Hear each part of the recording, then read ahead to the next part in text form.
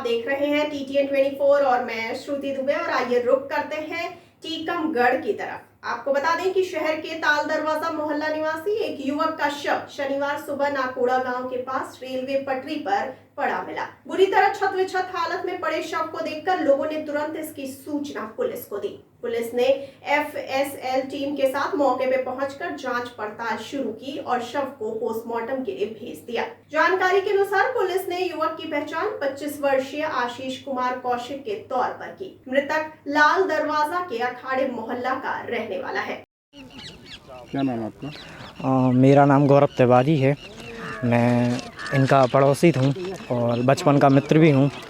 ये इनका नाम आशीष कौशिक है और ये कल शाम 5 बजे से लापता थे। हम लोग सब लोग रात भर इनको ढूंढते रहे और आज सुबह से भी ढूंढने निकले थे। सुबह करीब 7 बजे के समथिंग मैं स्टेशन आया तो मुझे पता चला कि हाँ एक अज्ञात शव मिला है। तो आके जब हमने देखा तो ये हमारे मित्र ही निकले और ये ताल दरवाजा के रहने वाले हैं। आपके मित्र हैं? हाँ, हमारे बचपन के ही मित्र हैं। आपको सूचना कैसे मिली? सूचना जब हम रेलवे स्टेशन आए तो हम लोग ढूंढ रहे थे कि हो सकता है रेलवे स्टेशन पर कहीं लेटा हो या बैठा हो। तो रेलवे स्टेशन के कर्मचारी ने बताया कि यहाँ से 2 किलोमीटर आगे एक अज्ञात शव मिला है, आप एक बार जाके देख आइए। तो मैं और एक मोहल्ले का लड़का देखने आया तो फिर हमने मतलब देखा कि वही थे, हमारे मित्र ही थे। कपड़ों से हमने पहचान की। क्या कारण लगता है कि आप ये ऐसी घटना घटी है? कारण एक तो जॉब ना मिल पाना, पढ़ता भी बहुत था, मेहनत भी बहुत करता था, जॉब नहीं मिली, डिप्रेशन में भी था और थोड़ी तनाव, मानसिक स्थिति थोड़ी उसकी डिस्टर्ब हो गई, तनावग्रस्त था वो। मानसिक तनाव, अवसाद मान सकते हैं अपन इसको कि अत्यधिक अवसाद में थे वो। तो ये थी अब तक की बड़ी खबर। आगे खबरों के लिए बने रहिए TTN 24 के साथ। मुझे दीजिए इजाजत। नमस्कार।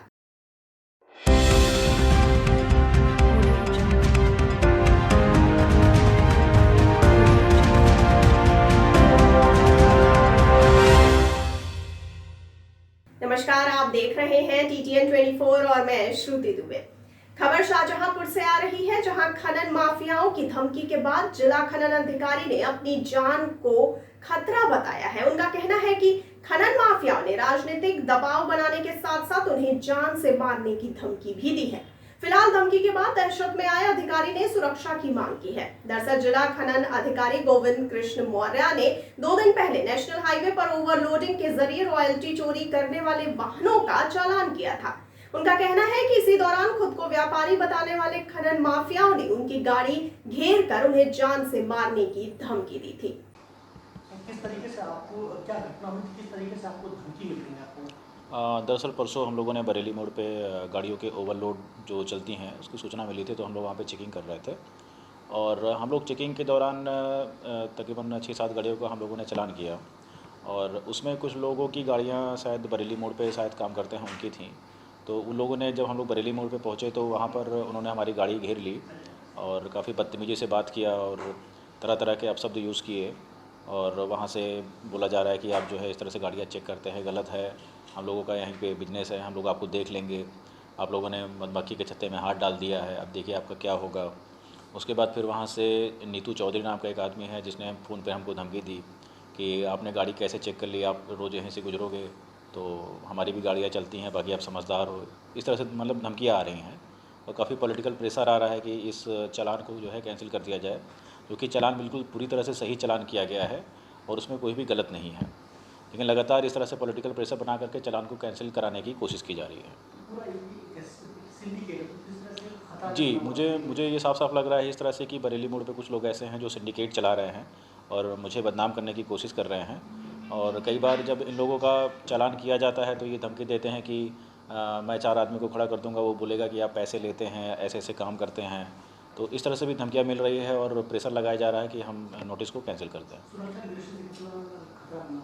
सुरक्षा की दृष्टि से देखिए थोड़ा सा डर लग रहा है, क्योंकि ज़िले में काम करना, क्योंकि सरकार की मंशा है कि अवैध खनन और अवैध परिवहन रुके, लेकिन कुछ लोगों के द्वारा इस तरह से कृत्य किया जा रहा है कि थोड़ा सा जो है निकलने में मुझे भी डर लगने लगा है।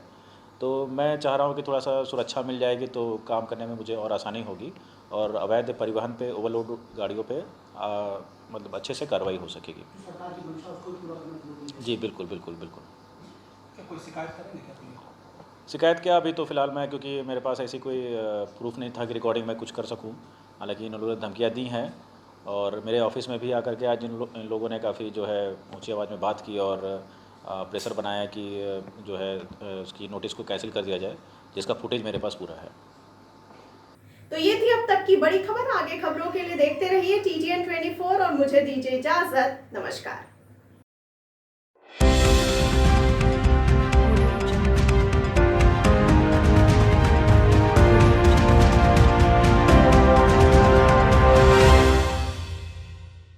नमस्कार, आप देख रहे हैं TTN 24 और मैं श्रुति दुबे। खबर आ रही है बांदा से, जहां बांदा खनिज अधिकारी श्री सौरभ गुप्ता ने कुछ बालू खदानों पर कार्रवाई की। कारण भारी मशीनों लिफ्टर से किया जा रहा था मानक विहीन खनन, जिसके चलते खनिज अधिकारी को खदानें सीज करनी पड़ी। लेकिन बगल में चल रही खपटीहा खंड संख्या 100/1, मरौली खंड संख्या 3, अमलोर खंड संख्या 7, भवानीपुरवा आदि खंडों पर भी भारी लिफ्टर मशीनें चल रही हैं, जो कि प्रतिबंधित हैं।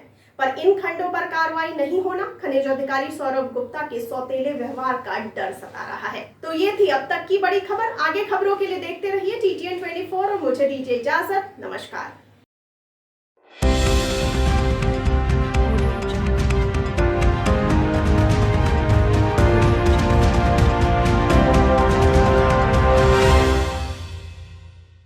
नमस्कार, आप देख रहे हैं TTN 24 और मैं श्रुति दुबे। आपको बता दें कि दीनानगर में नाबालिग लड़के द्वारा बालिग लड़की से दुष्कर्म का मामला सामने आया है। घटना की सूचना मिलते ही पुलिस अस्पताल पहुंची। पीड़िता के बयानों के आधार पर आरोपी को गिरफ्तार कर उसके खिलाफ मामला दर्ज कर आगे की कार्रवाई शुरू कर दी है। आपको बता दें कि इस संबंध में पीड़िता ने बताया कि वह एक पार्लर में काम करती है। उसे गाँव के एक लड़के का फोन आया और चलने के बहाने वे ले गया, फिर उसके साथ रेप किया गया। पीड़ितों ने पुलिस से न्याय की मांग की है। ਸਾਡੇ ਕੋਲੋਂ ਇੱਕ ਮਤਲਬ ਇਨਫੋਰਮੇਸ਼ਨ ਆਈ ਸੀ ਕਿ ਇੱਕ ਲੜਕੀ ਜਿਹੜੀ ਆ ਸਿਵਲ ਹਸਪੀਟਲ ਬੱਬਰੀ ਦਾਖਲ ਆ, ਜਿਹਦੇ ਸੰਬੰਧ ਦੇ ਵਿੱਚ ਲੇਡੀ ਸਬ ਇੰਸਪੈਕਟਰ ਤੇ ਜਿਹੜਾ ਥਾਣੇ ਦੇ ਸਟਾਫ ਵੱਲੋਂ ਉੱਥੇ ਜਾ ਕੇ ਉਹਦੀ ਸਟੇਟਮੈਂਟ ਹਾਸਲ ਕੀਤੀ ਗਈ, ਜਿਨੇ ਦੱਸਿਆ ਵੀ ਉਹਦੀ ਉਮਰ ਜਿਹੜੀ 19 ਸਾਲ ਆ ਤੇ ਜਿਹੜੀ ਪੀੜਤਾ ਲੜਕੀ ਆ ਉਹ 10+2 ਪਾਸ ਆ। ਹੁਣ ਪਾਰਲਰ ਦਾ ਕੰਮ ਕਰਦੀ ਸੀ ਤੇ ਉਹ ਕਹਿੰਦੀ ਵੀ ਮੇਰੇ ਇੱਕ ਨੋਨ ਜਾਣਕਾਰ ਜਿਹੜਾ ਉਹ ਮਾਈਨਰ ਸੀਗਾ, ਉਹਨੂੰ ਮਤਲਬ ਬਿਠਾ ਕੇ ਲੈ ਗਿਆ ਮੋਟਰਸਾਈਕਲ ਤੇ, ਉਹਦੀ ਇੱਛਾ ਦੇ ਵਿਰੁੱਧ ਉਹਦੇ ਨਾਲ ਜਿਹੜਾ ਜ਼ਬਰਦਸਤੀ ਉਹਦੇ ਨਾਲ ਸਰੀਰਕ ਸੰਬੰਧ ਬਣਾਏ ਬਲਾਤਕਾਰ ਕੀਤਾ, ਜਿਹਦੇ ਸੰਬੰਧ ਦੇ ਵਿੱਚ ਥਾਣਾ ਦੀਨਾਨਗਰ ਵਿਖੇ ਉਹਦੀ ਸਟੇਟਮੈਂਟ ਦੇ ਉੱਤੇ ਮੁਕੱਦਮਾ ਨੰਬਰ 47 ਅੰਡਰ ਸੈਕਸ਼ਨ 376 IPC ਥਾਣਾ ਦੀਨਾਨਗਰ ਦਰਜ ਕੀਤਾ ਗਿਆ ਵਾ। ਤੇ ਜਿਹੜਾ ਦੋਸ਼ੀ ਸੀਗਾ ਜਿਹਦੇ ਤੇ ਇਹਨੇ FIR ਦਰਜ ਕਰਾਈ ਆ, ਉਹਨੂੰ ਜਿਹੜਾ ਵਾ ਪੁਲਿਸ ਨੇ ਜਿਹੜਾ ਵਾ ਕਾਬੂ ਕਰ ਲਿਆ ਵਾ। काबू करके उसका मैडिकल कराया गया, वो जुवेनाइल लिया तो उसको जो जुवेनाइल जेल में भेजा जा रहा है। तो ये थी अब तक की बड़ी खबर। आगे खबरों के लिए देखते रहिए TTN 24। मुझे दीजिए इजाजत। नमस्कार।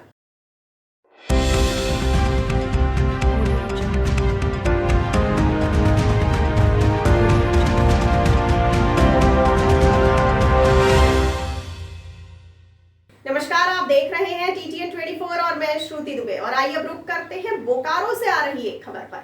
आपको बता दें कि बोकारो जिला में कांग्रेस पार्टी द्वारा झारखंड कांग्रेस प्रदेश नेतृत्व के आदेश पर महंगाई के खिलाफ बोकारो जिला के उपायुक्त कार्यालय के समक्ष प्रदर्शन एवं 1 दिवसीय कार्यक्रम का आयोजन किया गया।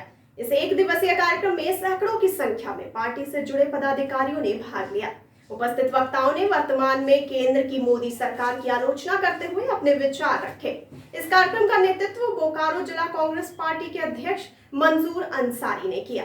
जो धरना दिया जा रहा है किन चीजों को लेकर? आज आपको बता दें कि सिर्फ कांग्रेस पार्टी नहीं, देश के एक नागरिक इस बात को समझ रही है कि लगातार जिस तरह का पेट्रोल डीजल गैस के दाम में लगातार बढ़ोतरी हो रही है, कांग्रेस पार्टी ये मांग करती है कि ये बढ़ोतरी जो हो रही है इसको रोका जाए। हम और आप जरूर देखे होंगे कि जिस तरह 5 राज्यों में जब चुनाव थी उस समय 133 दिन के लगभग 37 दिन के लगभग कोई भी न डीजल में न पेट्रोल में न गैस में बढ़ोतरी हुई है। जैसे ही चुनाव खत्म हुआ उसके बाद लगातार कोई सप्ताह ऐसा नहीं है जिस सप्ताह बढ़ोतरी नहीं हो रही है। लोग पहले जो हमारे गरीब तबके के लोग हैं, जो मजदूर हैं, वो सो के उठते हैं तो पहले ये खबर लेने का कोशिश करते हैं कि क्या आज फिर भी गैस का दाम बढ़ गया क्या, आज फिर डीजल का दाम बढ़ गया क्या। इससे हमारे सभी तरह के वस्तु में इससे प्रभाव पड़ता है। कांग्रेस पार्टी ये मांग करती है कि मोदी सरकार, क्योंकि हमारे देश में रहने वाले अधिकतर लोग गरीब हैं, मध्यम परिवार से हैं, मजदूर हैं, वैसे लोगों को जीने का हक है और कम से कम उसको नमक रोटी खाने का मौका दिया जाए, इसको जीते जी नहीं मारा जाए। और कांग्रेस पार्टी तब तक आंदोलन करेगी जब तक मोदी सरकार पेट्रोल, डीजल और बढ़ोतरी दामों को नहीं घटाएगी। तो ये थी अब तक की बड़ी खबर। आगे खबरों के लिए देखते रहिए TTN 24। मुझे दीजिए इजाजत, नमस्कार।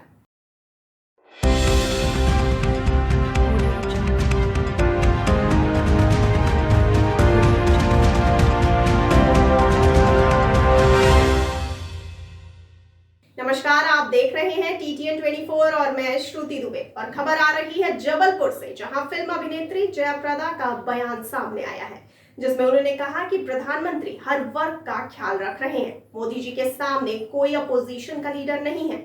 मोदी जी की सोच और उनका मुकाबला करने वाला कोई नहीं है, न राहुल गांधी और न ही प्रियंका गांधी। जयाप्रदा ने आजम खान और अखिलेश यादव पर भी निशाना साधा। उन्होंने कहा कि सपा में मैंने अपने 16 साल दिए, लेकिन सपा में मेरा अपमान हुआ। अपने आखिरी दम तक मैं सपा में नहीं जाऊंगी। अखिलेश ने अपनी बहन का अपमान किया। मैं अखिलेश को अपना भाई नहीं मानती। और साथ ही साथ उन्होंने ये भी कहा कि आजम खान और अखिलेश यादव जैसे लीडर देश को नहीं चाहिए। अखिलेश जी ने भी की, उसकी वजह क्या थी? ये लोग नहीं सफल हो पाए, भाजपा आई, क्या कारण? देखिए, मोदी जी के मुकाबला करने का कोई ऑपोजिशन नहीं है। Modi ji is a tall leader. उनके सोच, उनके विचार और उनके जो काम करने का तरीका ना राहुल जी के साथ है ना प्रियंका के साथ है, तो लोगों को यकीन नहीं कर पाते हैं। इसलिए कि लोगों ने देखा है, दुख देखा है और महंगाई को देखा है, लेकिन लोगों को जहाँ जहाँ हम लोगों को अपने देश के बॉर्डर्स में जो हम लोगों का सिक्योरिटी जिस तरह काम करते हैं, जो जवान काम करते हैं, उनको हमको सैल्यूट करना चाहिए। हमारे देश को सुरक्षित रखने वाला और कोई नहीं है, मोदी जी हैं। और मोदी जी महिलाओं की रक्षा कर रहे हैं, महिलाओं के लिए सोच रहे हैं, चाहे हिंदू हो या मुसलमान हो, उसमें कोई उनका अंतर नहीं है। क्या लगता है आपने भाजपा ज्वाइन करने में देरी की? देखिए, मैं कभी मैं ये नहीं करती हूँ व्हाट इज़ देयर इफ मैं सापा में मैं 2 बार जीती हूँ, MP बनी हूँ, सांसद रही। और मैंने 16 साल, क्योंकि 1 बार राज्यसभा और 2 बार लोकसभा, तो उसमें देरी तो राजनीति में कभी नहीं होता है। वो मौका को देखना होता है। जहाँ मेरा अपमान हुआ उस पार्टी में मुझे जाने का कभी भी नहीं हो सकता है। मेरे आखिरी दम तक मैं सापा में जाऊंगी नहीं। और मैं उन अखिलेश को भाई नहीं मानती हूँ, क्योंकि बहन का रक्षा करने वाला अगर बहन को नहीं रक्षा कर सकता है, वो उसके सामने आजम जो टिप्पणी करता है तो वो मजाक उड़ाता है। ऐसे कोई लीडर कभी नहीं चाहिए इस देश के लिए। अब देखो, ये राजनीति हो गया ज़्यादा, तो मैं चाहती हूँ कि थोड़ा हैप्पी मोमेंट भी होना चाहिए। तो ये थी इस वक्त की बड़ी खबर। आगे खबरों के लिए बने रहिए TTN 24 के साथ। मुझे दीजिए इजाजत, नमस्कार।